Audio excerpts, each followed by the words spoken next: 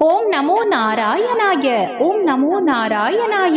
என் அன்பு குழந்தையே, இந்த மங்களகரமான தினத்தில் உனது பிரச்சனைகளை தீர்த்து வைத்து நீ கேட்ட வரங்களை உனக்கு வாரி வழங்கவே திருப்பதியிலிருந்து ஏழுமலையான் உன்னை தேடி வந்திருக்கிறேன். இந்த பதிவை முழுமையாக கேள் என் தங்கமே, என் செல்ல பிள்ளையே. நாளையே நீ எதிர்பார்த்த முக்கிய விஷயத்தில் மிகப்பெரிய அதிசயம் உன்னை தேடி வரப்போகின்றது. ஒரு சில விஷயம் உன்னுடைய வாழ்க்கையில் நடக்க வேண்டும் என்பதற்காக நீண்ட நாட்களாக நீ காத்து கொண்டிருக்கின்றாய். ஆனால் அது இன்று வரையில் நடக்கவில்லையே என்ற வருத்தத்திலும் நீ இருக்கின்றாய். என் தங்கமே, உனக்கு என்னதான் ஆகிவிட்டது? ஏன் எப்பொழுதும் எதையோ நினைத்து குழம்பிக் கொண்டே இருக்கின்றாய்? உனக்கு எதிரி என்பவர்கள் வெளியில் யாருமே இல்லை தங்கமே. உன்னை பின்னுக்கு தள்ளும் உன்னுடைய மனநிலைதான் உனக்கு முதல் எதிரியாக இருக்கிறது. அப்படிப்பட்ட மனநிலையில் இருந்து நிம்மதி என்னும் சொல்லை மறந்து தவிக்கின்றாயே. அந்த நிலையில் உன் மனதில் எழும் எண்ணங்கள் கோணலாகத்தான் இருக்கும் என்பதை நீ அறிந்ததில்லை தங்கமே. ஆனால் அந்த நிலையில் இருந்து சற்று வெளியே வந்த உடனேயே நான் ஏன் இப்படியெல்லாம் யோசிக்கின்றேன் என்ற எண்ணம் உனக்கே வருகின்றது. நான் இந்த மாதிரியாக யோசிக்க கூடிய ஆள் இல்லையே, பின்பு எதற்காக இவ்வாறு நான் யோசிக்கின்றேன் என்று உன்னை நீயே கேட்டுக்கொள்கின்றாய்.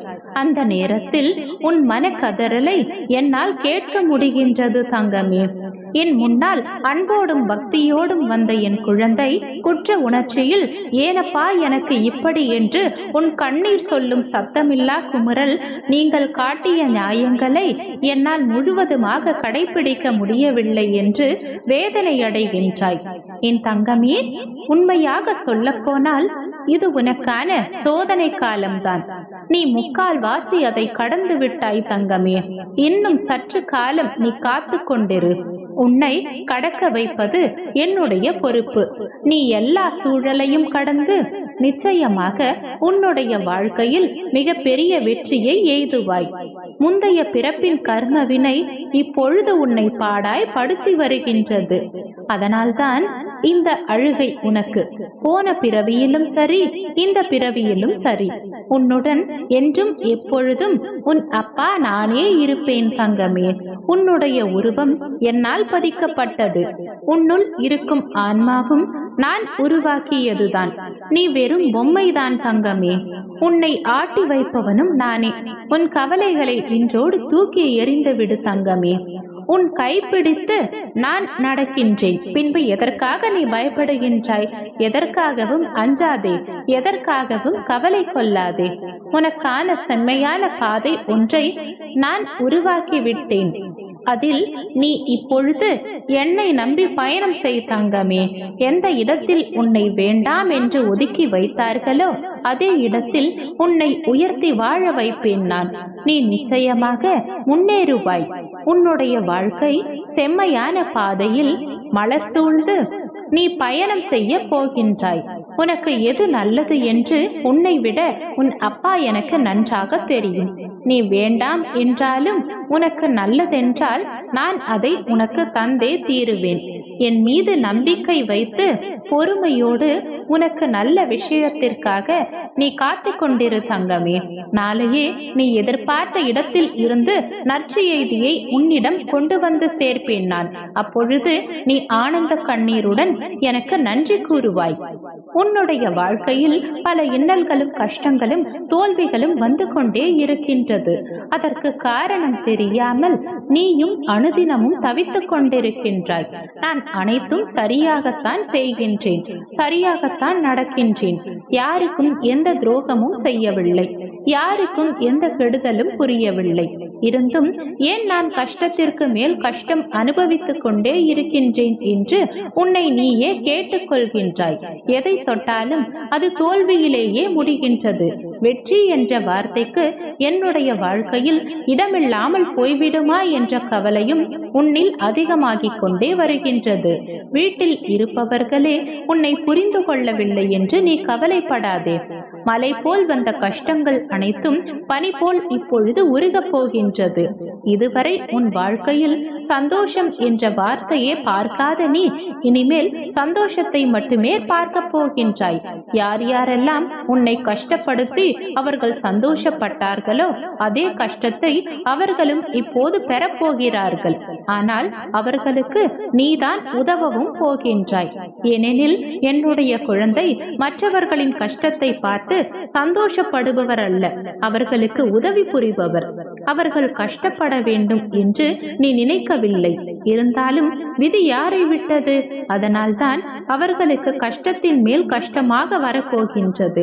அச்சமயத்தில் நீ உயர்ந்து வாழப் போகின்றாய்.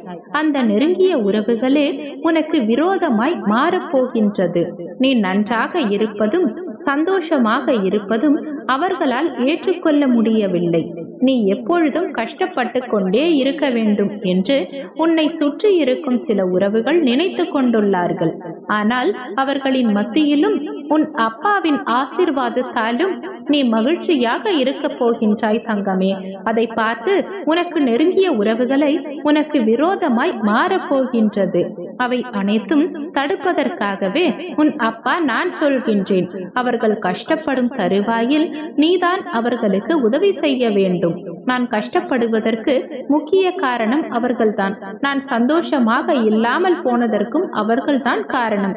பின்பு ஏன் நான் மட்டும் அவர்களுக்கு உதவி செய்ய வேண்டும் என்று நீ கேள்வி எழுப்பக்கூடாது.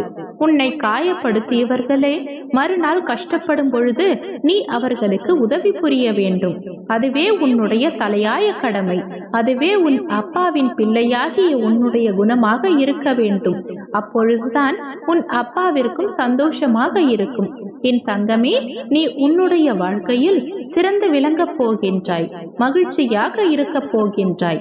அனைவரும் பார்த்து வியக்கும் வண்ணம் நீ உன்னுடைய வாழ்க்கையில் உயரப் போகின்றாய். மகிழ்ச்சியாக இரு தங்கமே. எதற்காகவும் கவலை கொள்ளாதே. ஏன் எதையோ நினைத்து குழம்பிக் கொண்டிருக்கின்றாய்? வாழ்க்கையில் பல விஷயங்களுக்காக பல நாட்களாக காத்து கொண்டிருக்கின்றாய். என்னுடைய வாழ்க்கையில் ஏதேனும் நன்மை செய்யுங்கள் அப்பா. கஷ்டத்தையும் பிரச்சனையையும் மட்டுமே தருகிறீர்களே, நிம்மதியையும் சந்தோஷத்தையும் எப்பொழுதப்பா கொடுப்பீர்கள் என்று நீ கேட்டுக்கொண்டே இருந்தாய் அல்லவா?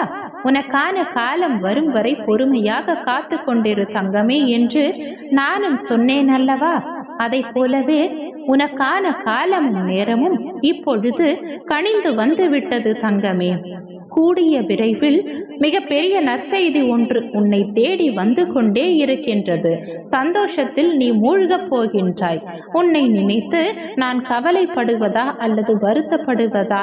நீ என்னை பார்க்கும் பொழுது கண்ணில் ஆனந்தமும் மனதில் வேதனையும் தெரிகின்றதே தங்கமே. என் பிள்ளை, நீ வேதனை கொள்ளலாமா?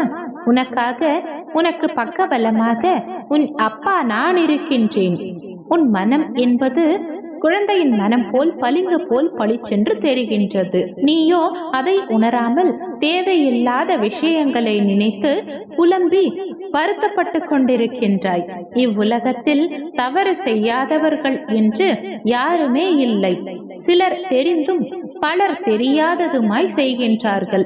அவர்களுக்கான சூழ்நிலை, நேரம் மற்றும் அவர்களின் வினை பயனால் செய்த தவறுக்கு மனவலியும் வேதனையும் அடைகிறார்கள். உன் மனதில் ஏற்படும் அனைத்திற்கும் பொறுப்பு நானே தங்கமே. உன் தவறை நினைத்து நீ வருத்தம் கொள்ளாதே. அதை திருத்திக் கொள். இனி உனக்கு அனைத்தும் நல்லதாகவே நடக்கும். நல்லதே நினைக்கும் என் செல்ல பிள்ளைக்கு நான் எப்போதும் நல்லதே நடத்தி கொடுப்பேன். ஓம் நமோ நாராயணாய. ஓம் நமோ நாராயணாய.